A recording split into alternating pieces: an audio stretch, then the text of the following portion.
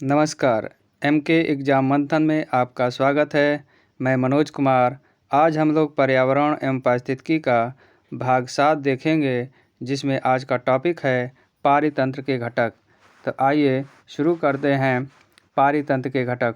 सबसे पहले जाना जाए कि पारितंत्र होता क्या है।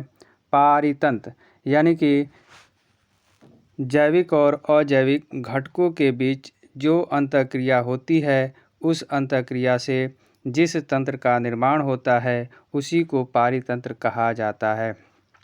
पारितंत्र के अंतर्गत इसके दो घटक मुख्यतः हैं। एक है जैविक घटक, अजैविक घटक और दूसरा है जैविक घटक। जैविक घटक के अंतर्गत भौतिक घटक आते हैं, अकार्बनिक घटक और कार्बनिक घटक शामिल है। भौतिक घटक के अंतर्गत प्रकाश, तापमान, आर्द्रता, वायुमंडलीय दाब, स्थलाकृतियाँ और वायु शामिल है। वहीं अकार्बनिक के अंतर्गत जल, मृदा, वायुमंडलीय गैसें या नाइट्रोजन, खनिज, चट्टान, विभिन्न प्रकार के तत्व, पोटेशियम, मैग्नीशियम, कैल्शियम इत्यादि। वहीं कार्बनिक घटक के अंतर्गत कार्बोहाइड्रेट, प्रोटीन, वसा, ह्यूमस तथा यूरिया। वहीं जैविक घटक के अंतर्गत उत्पादक, उपभोक्ता और अपघटक शामिल हैं। तो आइए समझते हैं एक एक को। इसमें अजैविक घटक में जो हमारा प्रकाश है, इसको ये किस तरीके से जैविक घटक के साथ अंतःक्रिया करके पारितंत्र में सहायक होता है। प्रकाश जो है, सूर्य जो है, इस पृथ्वी पर एकमात्र ऊर्जा का स्रोत है, जिसके द्वारा इस पृथ्वी का संचालन या इस पृथ्वी पे ऊर्जा पहुंचती है।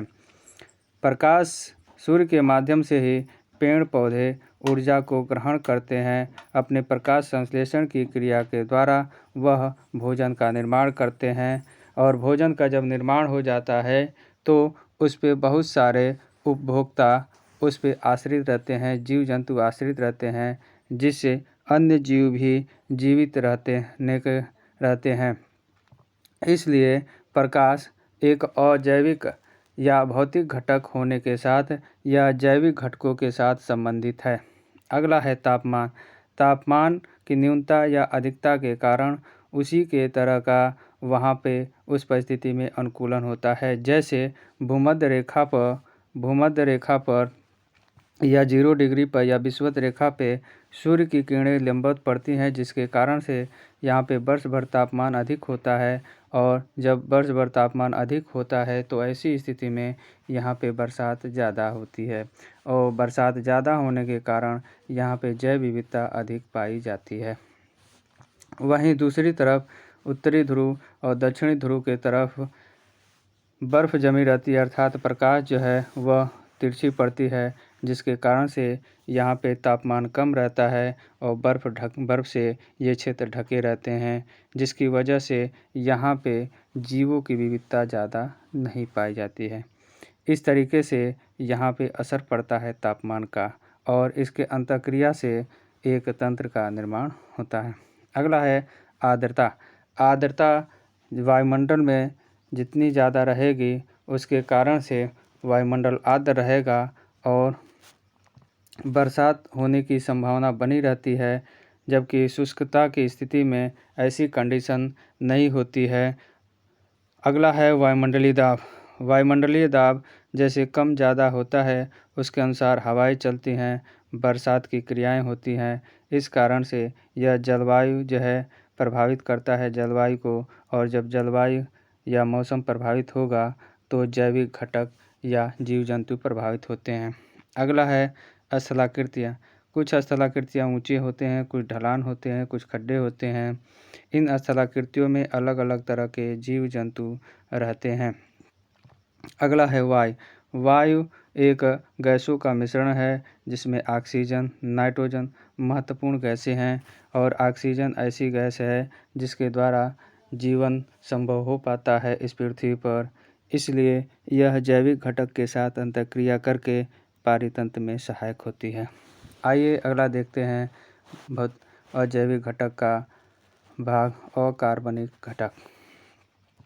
अकार्बनिक घटक ऐसे घटक जिसमें कार्बन की मात्रा नहीं होती है, ऐसे घटकों को अकार्बनिक घटक कहते हैं। जैसे जल H2O, इसमें कार्बन की मात्रा नहीं पाई जाती है। और जल जीवों के लिए उपापचय क्रिया में बहुत ही सहायक होता है, इसलिए जल जीवों के लिए बहुत आवश्यक है। जल के बिना जीव कोई भी जैव रासायनिक क्रियाओं को संपन्न नहीं कर पाएंगे, तो वे जीवित नहीं रह पाएंगे। साथ ही जल किसी भी जीव का अधिकतम भाग का निर्माण करता है, इसलिए जल पारितंत्र के निर्माण में बहुत महत्वपूर्ण है। अगला है मृदा। मृदा जिस तरह की मृदा रहती है, उसी तरह के पेड़ पौधों का वहाँ पे विकास होता है, और पेड़ पौधों पे विभिन्न तरह के जीव जंतु आश्रित रहते हैं। अगला है वायुमंडलीय गैसें, नाइट्रोजन इत्यादि। वायुमंडल में वायुमंडल गैसों का मिश्रण है, जिसमें नाइट्रोजन एक महत्वपूर्ण गैस है, जो वायुमंडल में स्वतंत्र रूप में वायुमंडल में उपस्थित रहती है, जिसे विभिन्न प्रकार के बैक्टीरिया दलहनी कुल की फसलों के जड़ों में ये एकत्रित किए जाते हैं और नाइट्रोजन की कमी को पूरा करते हैं। यहाँ पे बैक्टीरिया इन्हें नाइट्रेट में NO3 में नाइट्राइट में बदल देते हैं, जिन्हें पौधे ग्रहण आसानी से कर लेते हैं और यूरिया की कमी को पूरा करते हैं। अगला है खनिज। पृथ्वी में विभिन्न तरह की चट्टानें या पाई जाती हैं, जिनमें विभिन्न प्रकार की खनिजें उपस्थित हैं। अगला है चट्टानें। पृथ्वी का निर्माण विभिन्न प्रकार की चट्टानों से निर्मित हुआ है। आग्नेय चट्टान, अवसादी चट्टान, ये सब इन चट्टानों में विभिन्न तरह के जीव जंतु जो है विकास कर पाते हैं। अगला है तत्व। पृथ्वी पर ढेर सारे तत्व पाए जाते हैं, जिनमें से पोटेशियम, मैग्नीशियम, कैल्शियम इत्यादि प्रमुख हैं। अगला है कार्बनिक घटक। इस कार्बनिक घटक में हम देखते हैं पहला कार्बोहाइड्रेट। कार्बनिक यानी कि ऐसे घटक जिसमें कार्बन की मात्रा होती है, उन्हें कार्बनिक घटक कहा जाता है। जैसे इसमें है कार्बोहाइड्रेट, जिसका सूत्र C6H12O6 होता है, और यह पादपों द्वारा C6H12O6 यह पादपों द्वारा प्रकाश संश्लेषण की क्रिया के दौरान बना लिया जाता है, और इसमें कार्बन 6 है, इसलिए इन्हें कार्बनिक घटक कहा जाता है। इनका उपयोग पौधे तो अपने भोजन के में करते ही हैं, और जो बच जाता है वो यह संग्रह कर लेते हैं, जिन्हें अन्य जीव इनसे ग्रहण करके अपना जीवन यापन करते हैं, और ये उपभोक्ता कहलाते हैं। अगला है प्रोटीन। प्रोटीन जीवों के शरीर के निर्माण में बहुत ही आवश्यक होता है, और प्रोटीन का निर्माण विभिन्न प्रकार के एमिनो एसिड से होता है, जिसमें कार्बन की मात्रा होती है। वहीं वसा उच्च स्तर का एक ऊर्जावान कार्बनिक घटक है, कार्बनिक पदार्थ है, जिसमें कार्बन की अधिकता होती है। अगला है ह्यूमस तथा यूरिया। विभिन्न प्रकार के जो जीव जंतु होते हैं, मरने के पश्चात कवकों या अपघटकों द्वारा उन्हें सड़ा गला दिया जाता है, और वह पृथ्वी की ऊपरी सतह में मिल जाते हैं। उसी को ह्यूमस कहा जाता है। तथा यूरिया में भी कार्बन की मात्रा होती है, इसलिए इन्हें कार्बनिक पदार्थ कहा जाता है। और ये सारे घटक मिलके पारितंत्र का निर्माण करते हैं। अब आइए देखते हैं जैविक घटक। जैविक घटक में पहला है उत्पादक, दूसरा उपभोक्ता और तीसरा अपघटक। उपभोक्ता वे होते हैं जिसमें पादपों को रखा जाता है, यानी कि पादप अपना भोजन स्वयं निर्मित कर लेते हैं, इसलिए इन्हें उत्पादक या प्रोड्यूसर कहा जाता है। ये इन उत्पादकों पर ये उपभोक्ता निर्भर रहते हैं, कंज्यूमर कहलाते हैं। ये 3 तरह के होते हैं, प्राइमरी और सेकेंड और थर्ड। प्राइमरी को हम शाकाहारी कहते हैं, शाकाहारी, और दूसरे को मांसाहारी और तीसरे को सर्वाहारी कहा जाता है। सर्वाहारी कहा जाता है। इसमें शाकाहारी ऐसे जीव होते हैं जो प्रत्यक्ष रूप से या सिर्फ घास फूस खा के अपना जीवन निर्वाह करते हैं। ऐसे जीवों को शाकाहारी कहा जाता है। जैसे गाय, भैंस, बकरी आदि शाकाहारी के अंतर्गत आते हैं। वहीं दूसरा मांसाहारी है। मांसाहारी शाकाहारी जीवों पे निर्भर रहता है अपने भोजन के लिए और शाकाहारी जीवों को ये खाकर अपना जीवन निर्वाह करता है। ऐसे जीवों को मांसाहारी कहा जाता है। इसके अलावा तीसरे स्तर का जीव है सर्वाहारी, अर्थात जो शाकाहारी और मांसाहारी दोनों जीवों को खाता है और अपना जीवन निर्वाह करता है। ऐसे जीवों को मांसाहारी कहा जाता है। अगला है अपघटक। अपघटक यह उत्पादक और प्रोड्यूसर, उत्पादक या उपभोक्ता, इन दोनों को जब ये मर जाते हैं तो इनको सड़ाने गलाने का काम करते हैं और उनको पृथ्वी में मिला देते हैं, जिससे ह्यूमस की मात्रा पृथ्वी में बढ़ जाती है। अपघटक के अंतर्गत कवक और जीवाणु को रखा जाता है। ये जीवों के अपशिष्ट पदार्थों को सड़ा गलाकर उन्हें पृथ्वी पर मिला देते हैं और इस तरीके से यह पूरा एक जैविक और अजैविक घटकों का आपस में अंतःक्रिया चलता रहता है, जिसके कारण से एक पारितंत्र का निर्माण होता है। जीवमंडल में उपस्थित सभी घटकों के समूह जो पारस्परिक क्रिया में सम्मिलित होते हैं पारिस्थितिक तंत्र का निर्माण करते हैं। जीव विभिन्न प्रकार के जैविक संगठनों द्वारा जीवमंडल का निर्माण करते हैं। समझ में आया होगा आपको कि पारिस्थितिकी तंत्र क्या है और उसके घटक क्या होते हैं। आइए अब देखते हैं कि पारिस्थितिकी जीव से जैवमंडल का जैविक संगठन का सही क्रम क्या है। इनका क्रम क्या होता है। जनसंख्या, जब किसी कोई जाति है, उस जाति के समूह ज़्यादा मात्रा में यानी कि समूह बनता है तो उस समूह को हम जनसंख्या कहते हैं। जैसे मानव जाति है, मानव जाति के समूह को हम जनसंख्या कहेंगे। और जब कई जातियों की जनसंख्या एक स्थान पे रहने लगती है तो उसे हम समुदाय कहते हैं। मान लीजिए एक जाति है, ये दूसरी जाति है, तीसरी जाति है, इनके संयुक्त मिलने से समुदाय का निर्माण होता है। जैसे किसी गांव में अनेक तरह के जीव जंतु रहते हैं, जैसे गाय, भैंस, बकरी, बिल्ली, कुत्ता, पेड़ पौधे, मानव, ये सभी अलग अलग जातियों के हैं और ये एक समुदाय हैं और ये सभी मिलके जो है एक समुदाय का निर्माण करते हैं। आगे है इसके, जब कई समुदाय मिल जाते हैं तो एक पारितंत्र का निर्माण करते हैं।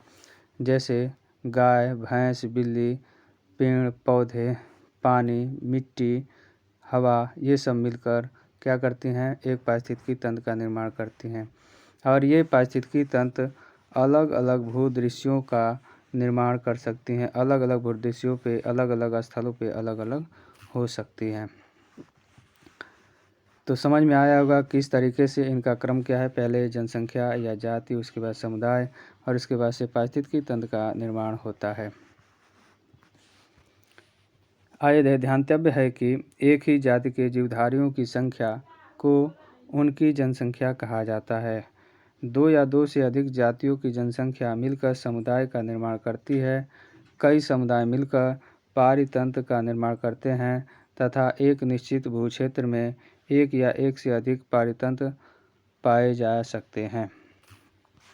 आइए आगे देखते हैं। अब पारिस्थितिकी तंत्र को निम्न प्रकार से वर्गीकृत किया जा सकता है, जिसमें पारिस्थितिकी तंत्र को मुख्यतः दो भागों में वर्गीकृत किया जाता है, लेकिन यहाँ पे तीसरा भाग भी बताया गया है, जिसमें स्थलीय, जलीय और मानवकृत पारिस्थितिकी तंत्र को माना गया है। स्थलीय पारिस्थितिकी तंत्र में घास या वन का पारिस्थितिकी तंत्र हो सकता है, यानी किसी स्थान पे वन विशेष है तो वहाँ पे एक अलग पारिस्थितिकी तंत्र का निर्माण होता है, जिसे हम वन पारिस्थितिकी तंत्र कह सकते हैं।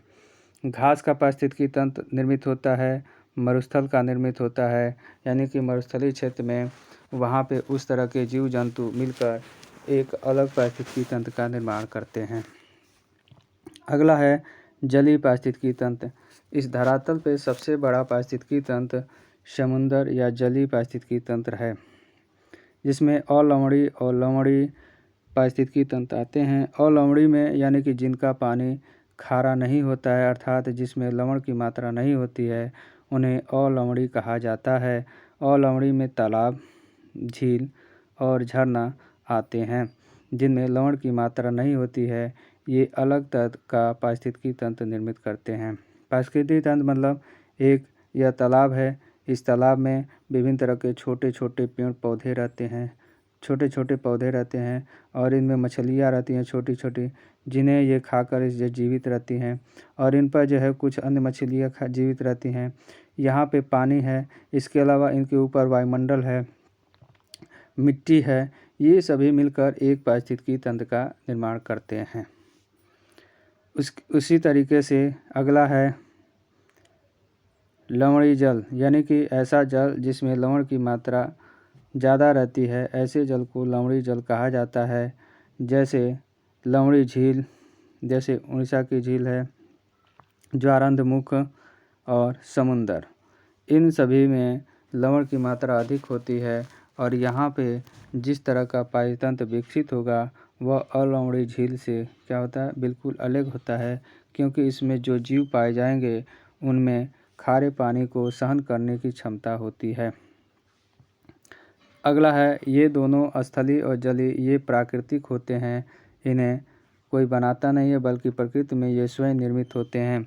जबकि अगला है मानवकृत पारितंत्र, जिसे मानव स्वयं बनाता है, जिसमें कृषि खेत या खलिहान यानी मानव विभिन्न तरह की फसलें उगाता है, जैसे धान, गेहूँ, मटर, चना।